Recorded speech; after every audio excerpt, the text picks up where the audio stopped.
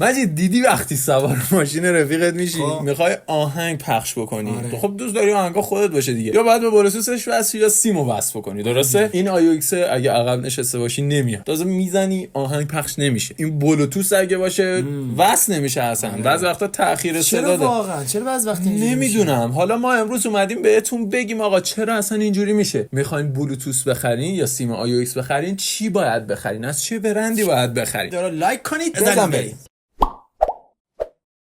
سلام به آلفا تکیای عزیز، من امیرم. منم مجید. خیلی خوش اومدید عزیزای دل به ویدیو جدید خودتون. اگه جدید هستی تو کانال حتما سابسکرایب کنید، این ویدیو رو لایک کنید و اگه این ویدیو واسهتون مفید بود در انتها کامنت هم بذارید که آقا واسم مفید بود. ویدیو قبلی گفتیم او بذارید، حالا دیگه بنویسید ویدیو واسم مفید بود. دمتون گرم. خب مجید، یه موضوعی که خیلی ها درگیرشن، افرادی که ماشین دارن یا تو ماشین رفیقشون میشینن میخوان برن دور دور اشغال بکنن اینه که آقا من میخوام وصلشم به ضبط یا ضبط خودت که قطعا نمیتونی بس بشی، گوشیم بس میشه به ضبط. خب موضوعی که هست، اگه میخوام از کابل استفاده بکنم چی کار بکنم، اصلا انواع کابلا چی هست، یا اینکه اگه میخوام از دانگل بلوتوث استفاده بکنم چیه، چه کدومش کیفیتش بهتره، چون اکثرا هر چی دیدن تأخیر داشته. اصلا یه چیزی آقا این سیم iOX که ما داریم این خط، اصلا این خطا چیه؟ مرض دارن این خطا رو گذاشتن. این خطا چیه؟ به ترتیب اومدیم اینا رو بهتون جواب بدیم. بریم سراغ این که آقا اصلا چند نوع داره. شما وقتی میخوای آقا کلا صدا رو انتقال بدی باید یه سیمی باشه به اسم سیم صدا، سیم AUX. درسته؟ این سیم باید باشه. حالا بس میشه به گوشیت، بستگی به نوع گوشیت داره، میخواد لایتنینگ باشه، میخواد تایپ سی باشه، یا میخواد خود جک 3.5 میلیمتری داشته باشه، فرق نمیکنه. یه سرش تایپ سیه یا یه سرش لایتنینگه یا یه سرش چیه، همون خود iOX. آره جک 3.5. دو سرش فرق میکنه. بس میکنی خیلی راحت اضافه میکنی و آهنگاتو پخش میکنی. حالا فرقی هم نمیکنه ضبطت میخواد چی باشه. یه نکته خیلی ریز داره که اونو آخر سر بهتون میگیم که اونم رنگای روی خود iOX که خیلی مهمه. چی ان چه جوری ان. بریم سمت این که اصلا ما چند نوع کابل داریم. ببینید کابل های iOX که شما بخواید تهیه بکنید و ازشون استفاده بکنید کلا 3 دستن. دسته اول میشن همون کابل های روکش پلاستیکی که هممون دیدیم و کابل های معمولی خیلی از کابل شارژ هم هست. دسته دوم میشن کابل هایی که کنفن به اصطلاح، یعنی جنس پارچه و برزنتور داره روشون. آره مقداری مقاومتشون بیشتر. البته مقاومت بستگی به اون سیم پیچی داخلش هم داره که روکشش چجوری باشه. صحبت میکنه آخر ویدیو حتما منتظر باش، لایک و بشه.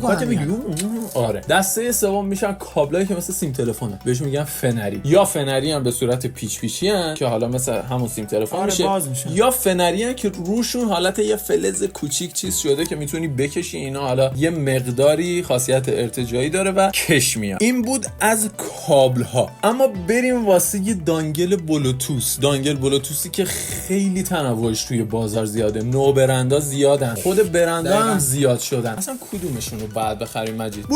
بلوتوث. از اون وقتی که اومد جهانیان و مردمان این سرزمین خیلی خیلی خیلی جونشون راحت شد از سیم‌های زیاد، از این که دعوا نکنن من عقب نشستم، نه من باید جلو بشینم، از این که وای گوشی من فرق میکنه چرا از این کابل نخرید، چرا از این بلوتوث نمیزنی که کابل نزنی. آفرین. یه سری ضبطا خودشون بلوتوث هر اونه که بحثشون جداست. بله. ولی وقتی یه سری ضبطا که آقا حالا میدونی کیفیتش خوبه، پایونر JBL هر چی سونیه هر چی میخواد باشه کیفیتش خوبه ولی قدیمیه iOX میخوره، همین برای ما کار.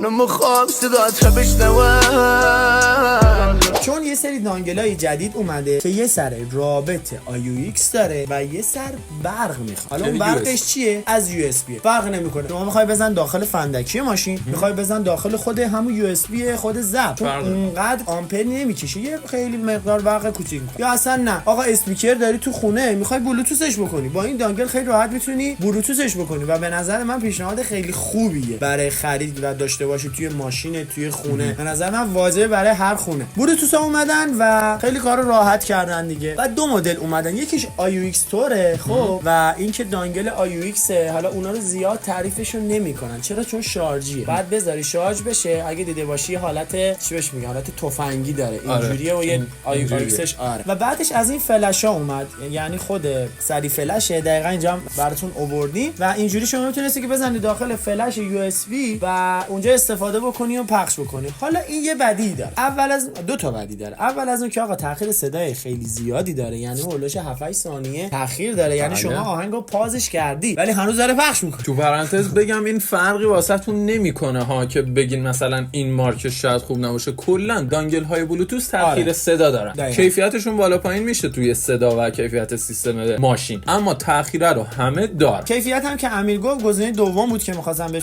انگار داره رادیو پخش میشه.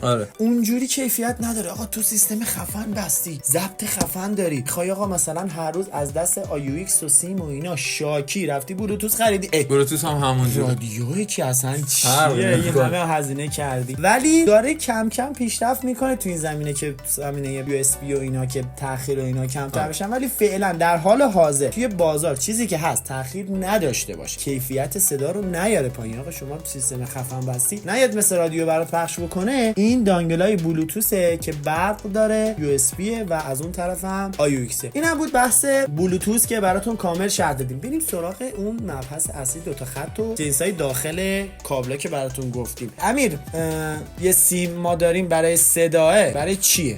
معمولا مثلا میگه طرف میگه خب یه صدا پخش میکنه، اگه میکروفون هم داشته باشه یه میکروفون دیگه برای چی میتونه باشه؟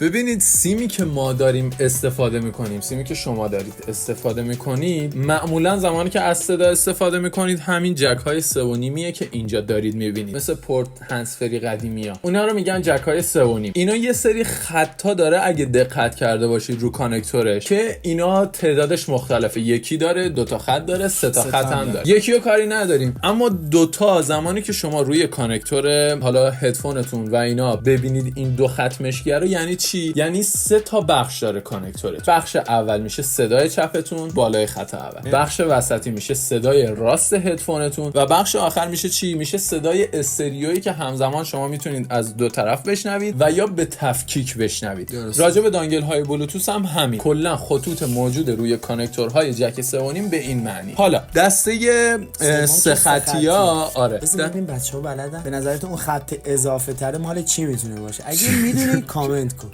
تا میدونی؟ من میدونم. اگه میدونی کامنت کن. مطمئنم خیلیاتون بلدید. یه کامنت بزن دیگه. بگو مال فونه. آره. ببینید خط سوم مربوط میشه به میکروفون. شاید خیلیاتون درست حدس زده باشید. یعنی اینکه آقا شما علاوه بر اینکه صدا رو میتونی از چپ و راست و حالت استریو داشته باشی، میتونی از این کابل استفاده بکنی در صورتی که هدفونت یا هر چیزی که داری ازش استفاده میکنی میکروفون ساپورت باشه و این کابل قابلیت ساپورت اون میکروفون رو داره. خیلی‌ها شاید مثلا هدفون دارن از این بی سیما میخوان میکروفون وصل بکنن بهش، یا چه میدونم از این یه سیم بکشن که از حالت بلوتوث خارج بشه، اما وقتی میذارن میبینن کیفیتش میاد پایین، یا اینکه صدا رو درست نمیتونن دریافت بکنن، حین اینکه اگه دارن گیم میزنن. دقیقاً به خاطر همین ویژگی کابلاییه که الان واسهتون توضیح دادیم. پس حین اینکه بخواید کابل IUX بخرید، اگه واسه زمینه‌های تخصصی تر مثل موزیک و گیم میخواین تهیه بکنید، به این نکته هم حتما توجه داشته باشید. من نمیدونم این نکات رو کجا جز اینجا میتونم پیدا بکنم. ما خودمونم بعضی وقتا شگفت زده میشیم از این همه نکته که میگه. خیلی دوستتون داریم، لایک یادتون نره.